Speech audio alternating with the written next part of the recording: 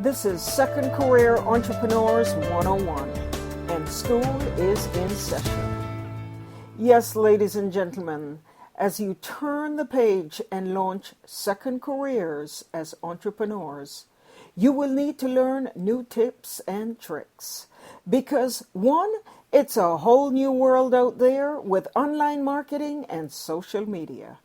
And two, you will need to grow both top line revenue and bottom line profits because this time you work for you.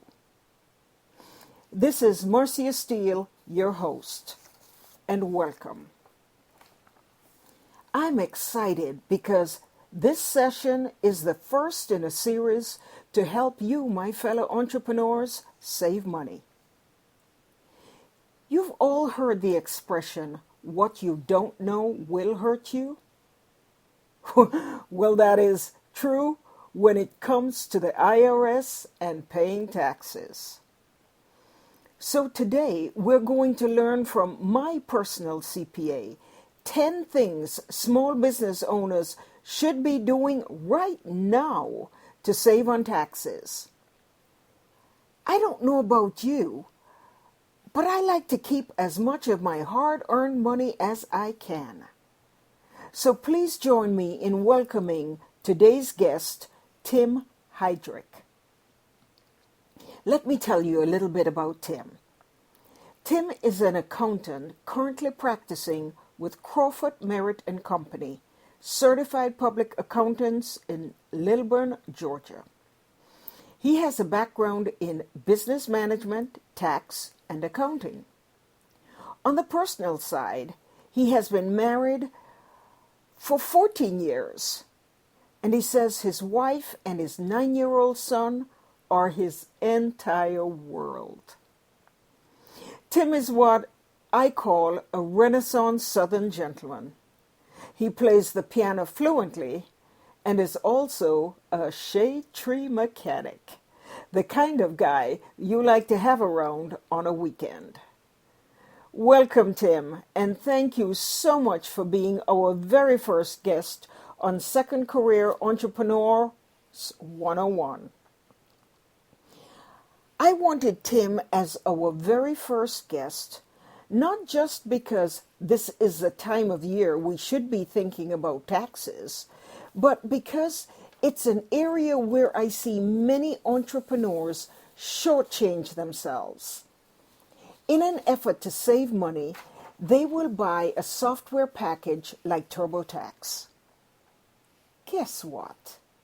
No software package can take the place of a real live qualified CPA who takes the time to keep up with the changes in the IRS laws. Someone who can advise you on what deductions you can and cannot take.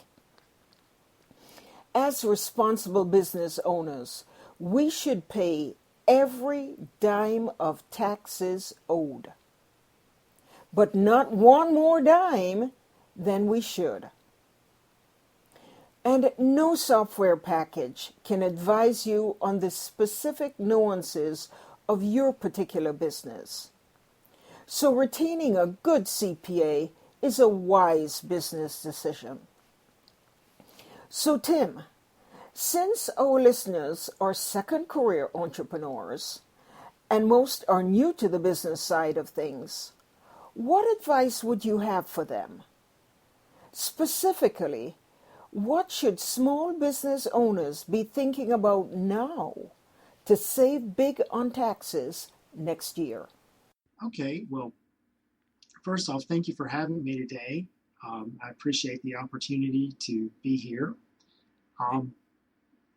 One of the first things that I would like to recommend is that small business owners keep very good records. Many business owners are very good at the service side of their business, but they neglect the financial and accounting side of their business.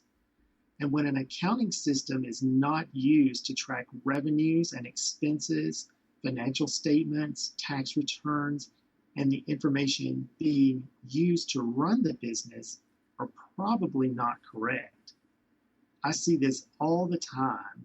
Many business owners do minimal accounting all year long and then cram it all in to one weekend at tax time. Things are certain to get missed, and the tax bill could be more than it should be. My recommendation is if a business owner does not need an accountant full time, consider outsourcing their bookkeeping and accounting to a CPA firm. Okay, that makes sense. But knowing that many listeners are like me, not as organized as I'd like to be, any suggestions as to how to get started? What information should we focus on first? First off, there's no time like the present to get organized. And getting organized is more than just throwing statements and receipts in a folder and never looking at them. It's important that the small business owner be able to quickly put their hands on important documents like payroll journals, bank statements, business licenses, consumer records, invoices, and bills. The small business owner needs to be organized to a point that they know who owes them money and who they owe money to and how much. Again, this all ties back to my first point that having a good bookkeeper and accountant is key here. Okay. Tim, that's one of the things I've appreciated about your firm. Not only do you send me that little booklet that helps me prepare for our meetings, in addition to the accountant's copy that of QuickBooks that I send you, but you're always sending me or giving me heads up on things that are coming down the pike to allow me to be better organized for tax season. So are there things our second career entrepreneur listeners should know that are coming down the pike that could save them money? Yes. For this year, we're advising to spend some money before deduction limits are cut. This is a good year to take advantage of the Section 179 deduction, which allows a business to deduct expenses for a variety of capital equipment purchases, including computers, furniture, certain business software, certain vehicles, manufacturing equipment, and more.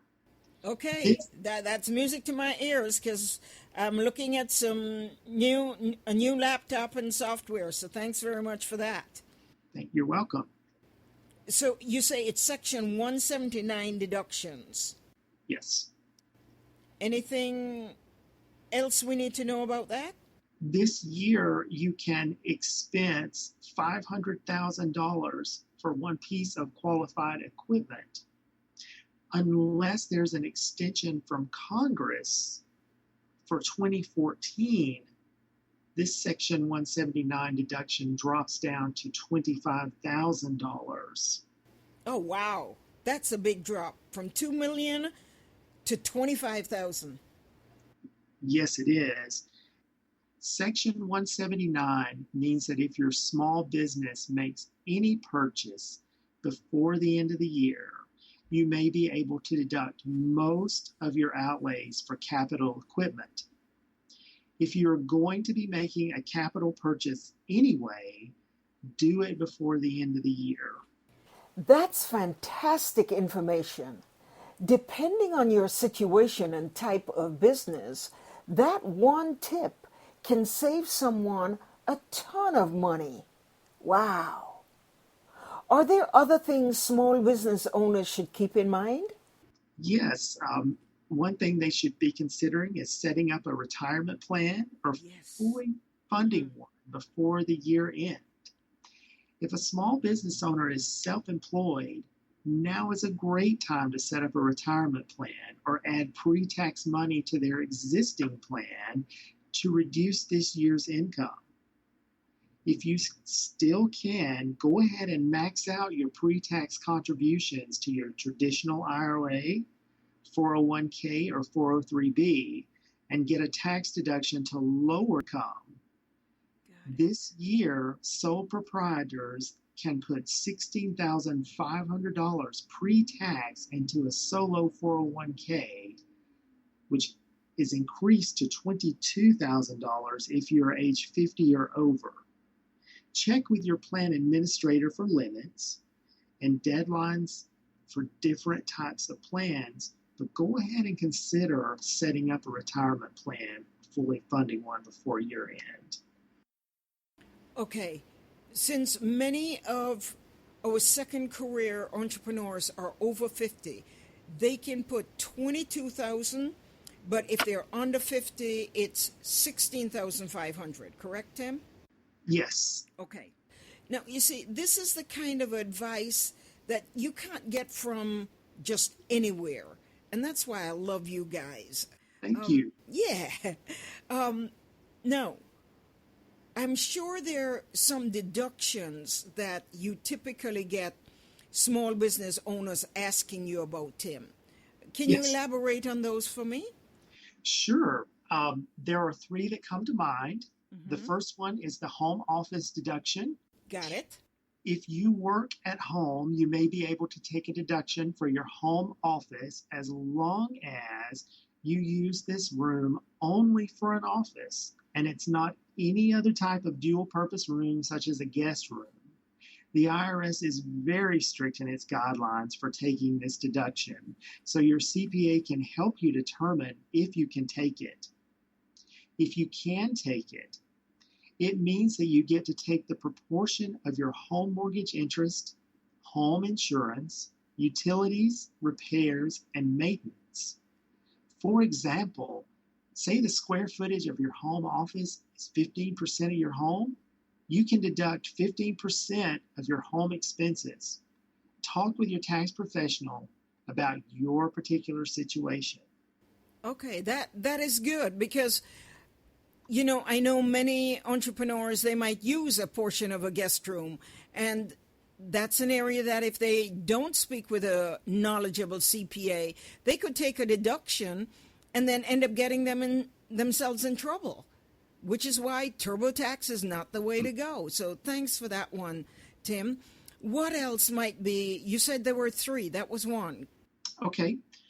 Another area is if you travel to attend business conferences and you're not or only partially reimbursed, you could be allowed to deduct items such as your airfare, your car rental, gas, meals, and other travel expenses that you incur. This may include conference dues also. Be sure to keep a mileage log all year long or use an app on your smartphone to log the mileage as you go. You know what? That's a really good point, Tim, because many second career entrepreneurs, they are accustomed to their company covering their expenses, but now that they are on their own, they have the ability to have all their expenses covered as a deduction through their own company. Yes. So good. Thank you for that. You said there was a third. What's a third? Yes, and lastly, consider making charitable contributions. With the holiday season upon us, now is the time to consider making charitable contributions. You can donate money, and you might donate new toys, clothing, or etc., for which you can claim the dollar amount paid. Be sure, though, to get proper documentation or a receipt for your records. You know, those are three great, I'm making notes here, home office deductions, travel, charitable contributions. I know I typically see a lot of people giving now that they've left the corporate world and not, quote unquote, wearing those suits as much, that they can donate those to some of the charities for people who are returning to work or displaced moms or people who have been laid off, men who are now entering the business world again. So there are lots of good use for things like that. Thank you so much, Tim. Any one of those ideas would have been well worth it. Listen, before we get any further, I would love to keep you all to myself. You know that, Tim. I've fallen in love with you. Thank you. But I know if I don't ask you to share your contact information, I will get a flood of emails requesting it. So if any of the Atlanta area listeners wanted to reach out to you, how would they best communicate with you, Tim? Okay, they can reach me at Crawford Merritt and Company, Certified Public Accountants. Our office is located in Lilburn, Georgia.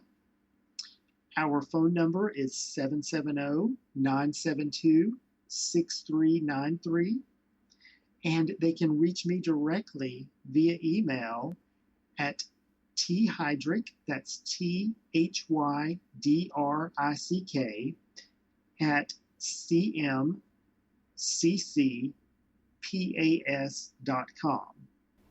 And Tim, I will make sure that your contact information is up on my website as well.